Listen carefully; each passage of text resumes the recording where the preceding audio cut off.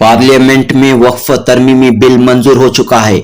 लोकसभा और राज्यसभा में वक्फ बिल मंजूर होने के बाद शहर बेंगलुरु में पहला एहतजाजी मुजाहिरा देखने को मिला। फ्रीडम पार्क में बरोज जुमा एसडीपीआई के तहत एक बड़ा प्रोटेस्ट हुआ। एसडीपीआई के अलावा चंद दीगर तंजीमों के नुमाइंदों, चंद मसाजिद कमेटियों के जिम्मेदारों ने भी इस एहतजाज में हिस्सा लिया। एसडीपीआई के लीडरों ने कहा कि वो वक्फ तरमीमी बिल के खिलाफ सड़कों पर उतरकर एहतजाज करेंगे और सुप्रीम कोर्ट का दरवाजा भी खटखटाएंगे।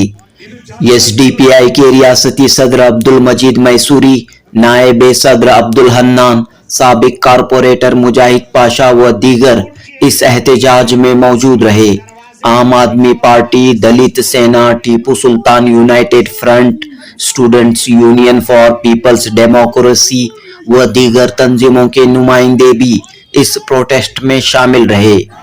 इन सब ने मिलकर वक्फ तरमीमी बिल 2024 की पुरजोर मुखालिफत की और इसे एक काला कानून करार दिया। जनूबी हिंद न्यूज रिपोर्ट।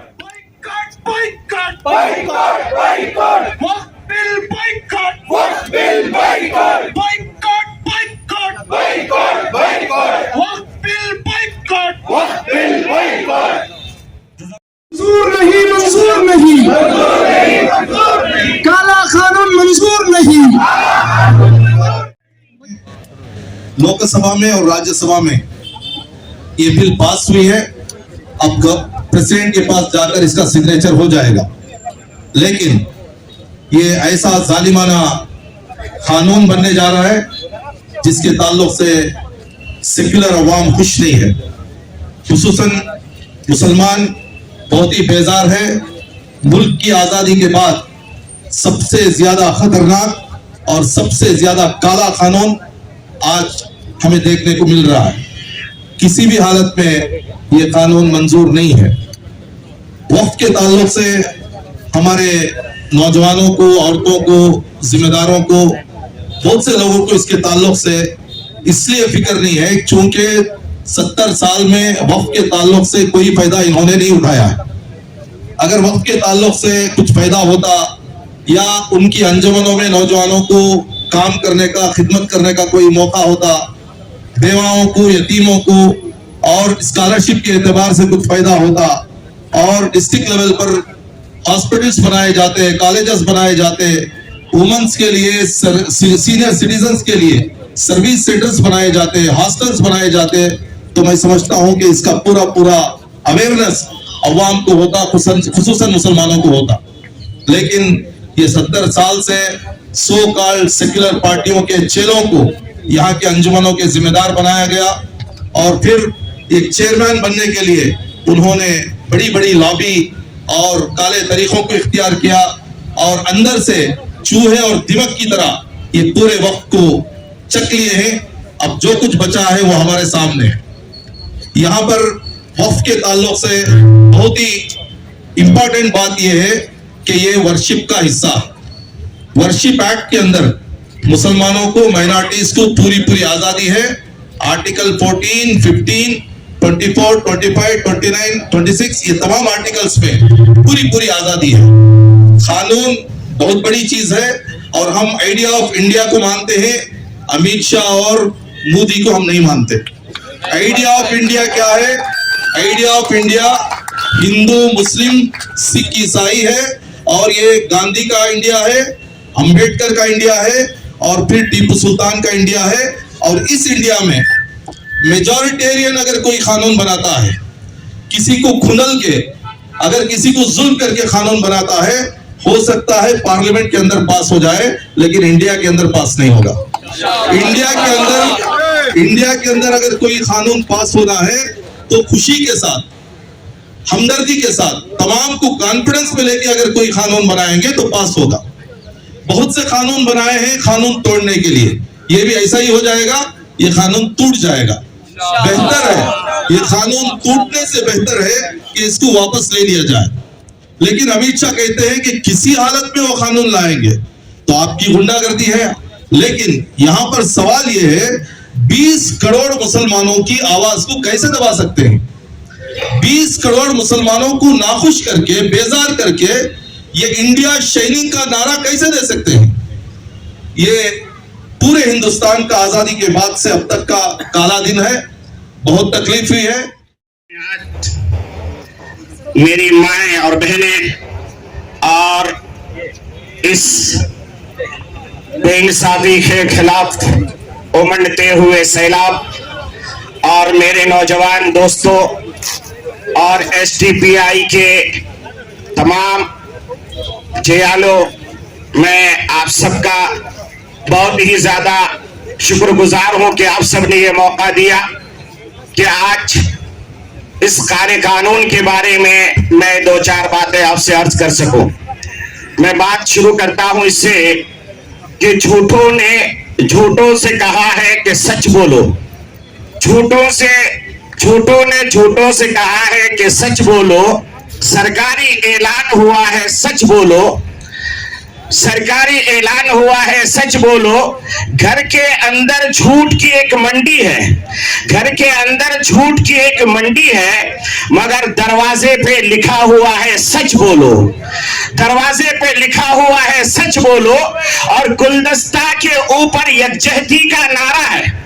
जैसा कि हमारा पार्टी कहता है ना शुभ, तो गुलदस्ता के ऊपर यकजहती का नारा है, उसके अंदर क्या लिखा है? सच बोलो लगती है। और यहाँ का जो प्रधानमंत्री होता है वो किसी हिंदू मुसलमान का नहीं होता बल्कि इंसान का होता है। मेरे भाइयों, तो मैं आपको कहना चाहता हूं कि गंगा मैया में डूबने वाले सब अपने थे, उस कश्ती में छेद किसने किया है? सच बोलो। उस कश्ती में छेद किसने किया है? सच बोलो। ये वक्फ बिल अमेंडमेंट या उसके मुखालिफत में आज जो ये हजारों की तादाद में, लाखों की तादाद में उमड़ते हुए सैलाब की तरह आप आए हैं और ये सदा लगा रहे हैं कि हम बायकॉट करते हैं इस जालिमाना इंसानियत सोच कानून को। हम ऐलान कर देना चाहते हैं कि हम जिएंगे तो इज्जत के साथ जिएंगे, मरेंगे तो इज्जत के साथ मरेंगे, इसलिए कि हम टीपू सुल्तान की औलाद है, किसी भक्तर की औलाद नहीं है।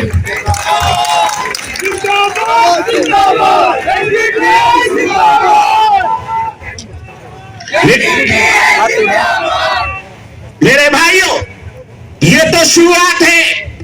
मैंने इससे पहले भी कहा था, हमारे कर्नाटक के प्रेसिडेंट मिस्टर अब्दुल मजीद साहब से कि आप कदम बढ़ाइए, हम आपके साथ हैं।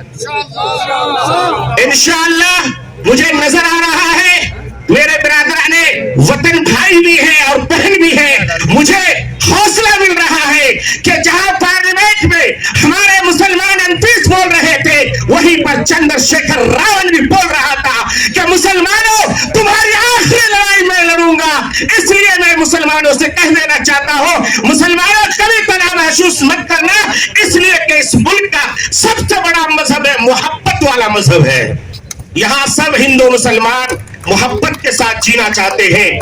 ऐ मोदी जी और अमित शाह जी, कहीं ऐसा ना हो कि जिस तरीके से कभी आप कहीं और जाके जी रहे थे, फिर आपको दिल्ली छोड़ के भागना पड़े। और मैं आपको बता देना चाहता हूं, मुसलमानों ने पार्टियों में, बजटों में भर भर करके जेडीएस को वोट दिया था, मगर अफसोस होता है आखिरी वक्त के पड़ाव में, अरे क्या जरूरत थी आपको तो हम लोगों ने प्राइम मिनिस्टर भी बनाया, मगर आप आखिरी वक्त में मोदी का जो है तारीफ का पुल बांध करके मुसलमानों के सीने में छुआ घोंप रहे थे।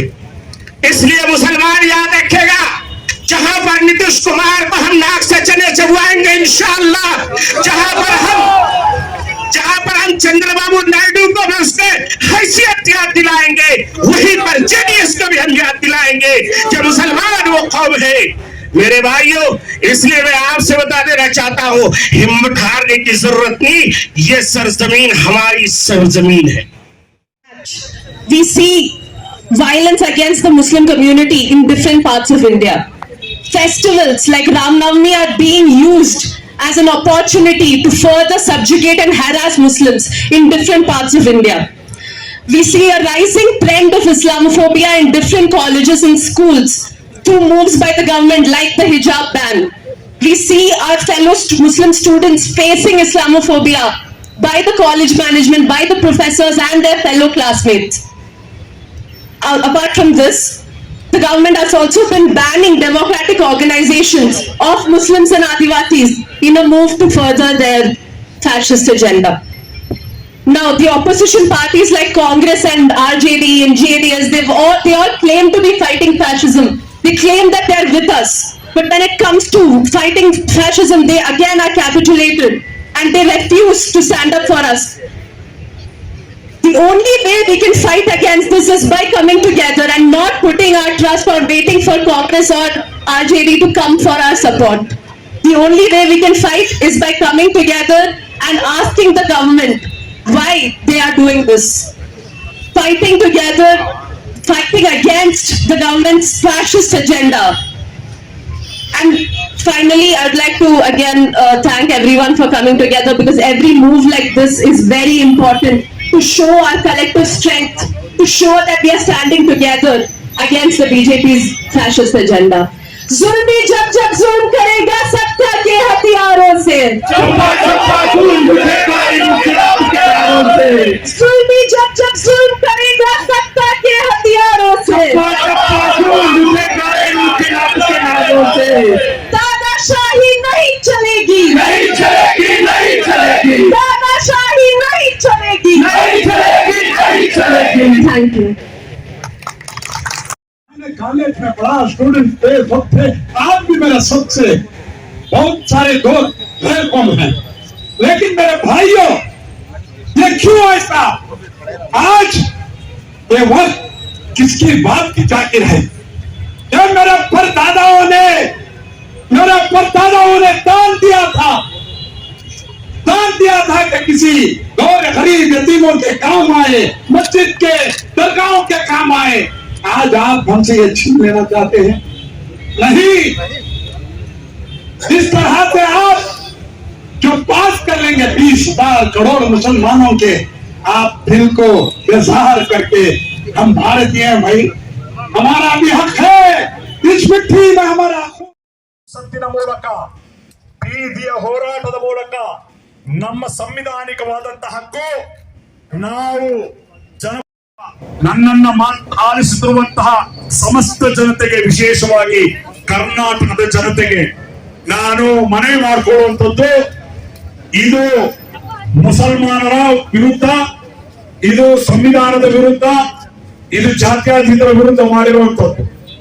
ಇವತ್ತು ನಮಗೆ ಬಹಳ ನಿರೀಕ್ಷೆ ಇತ್ತು, ಇದನ್ನ ವಿರೋಧಿಸಿದ್ದಾರೆ. ಮುಂದಿನ ದಿನಗಳಲ್ಲಿ ಈ ನಿತೀಶ್ ಕುಮಾರ್ ಅವರಿಗೆ, ಚಂದ್ರಬಾಬು ನಾಯ್ಡು ಅವರಿಗೆ, ಜಯಂತ್ ಚೌಧರಿ ಅವರಿಗೆ, ಅದೇ ರೀತಿ ದೇವೇಗೌಡರು, ಕುಮಾರಸ್ವಾಮಿ ಅವರಿಗೆ ಇಲ್ಲಿನ ಜನತೆ ಮುಂದೆ ಪಾಠ ಕಲಿಸಲಿದ್ದಾರೆ. ಒಂದು ಚುನಾವಣೆಯಲ್ಲಿ ಮುಗಿಲಿಲ್ಲ, ಚುನಾವಣೆ ಎಲ್ಲಿವರೆಗೆ ಈ ಬಿಲ್ ಅನ್ನು ವಾಪಸ್ ಪಡೆದಿಲ್ಲವೋ ಭಾರತೀಯ ಜನತೆ ಇದನ್ನ ಎದುರಿಸ್ತಾರೆ, ಹೋರಾಟ ಮಾಡ್ತಾರೆ. ಆನಂತರ ಇದನ್ನು ವಾಪಸ್ ತೆಗೆಯುವಂತ ಒಂದು ಪರಿಸ್ಥಿತಿ ನಿರ್ಮಾಣ ಮಾಡ್ತಾರೆ, ನಿರ್ಮಾಣ ಮಾಡ್ತೀವಿ, ನಿರ್ಮಾಣ ಮಾಡೋಣ ಅಂತ ಹೇಳ್ತಾ ನನ್ನ ಮಾತನ್ನು ಮುಗಿಸ್ತೇವೆ. Thank you. ಜೈ ಹಿಂದ್, ಜೈ ಕರ್ನಾಟಕ, ಜೈ ಶ್ರೀರಾಮ್.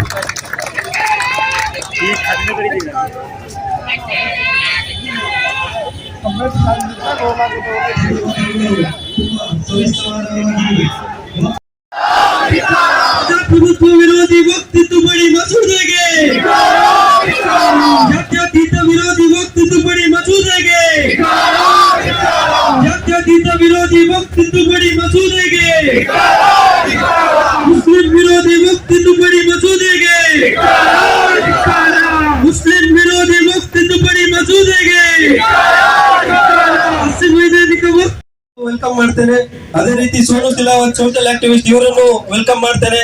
ಮತ್ತು ಮುಂದಿನ ಈ ಪ್ರತಿಭಟನೆಯನ್ನು ಉದ್ದೇಶಿಸಿ ಮಾತನಾಡಲಿಕ್ಕೆ ನಾನು ಸೋಷಿಯಲ್ ಡೆಮೊಕ್ರೆಟಿಕ್ ಪಾರ್ಟಿ ಆಫ್ ಇಂಡಿಯಾದ ರಾಜ್ಯ ಉಪಾಧ್ಯಕ್ಷರಾದಂತಹ ಅಬ್ದುಲ್ ಹನ್ನಾನ್ ಅವರನ್ನು ಆತ್ಮೀಯವಾಗಿ ಕೇಳ್ಕೊಳ್ತೇನೆ.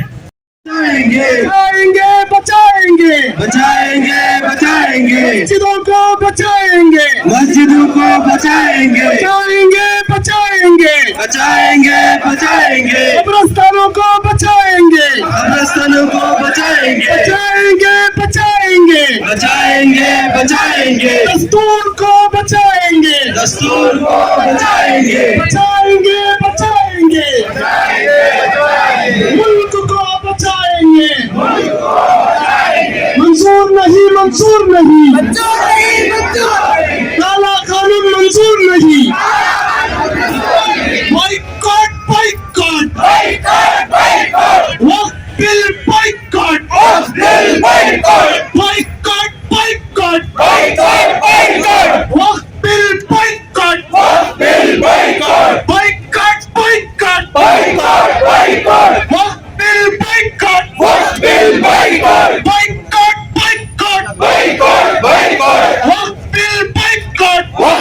बाइकॉट जज़ाकल्लाह खैर जनाब अब्दुल हन्नान साहब।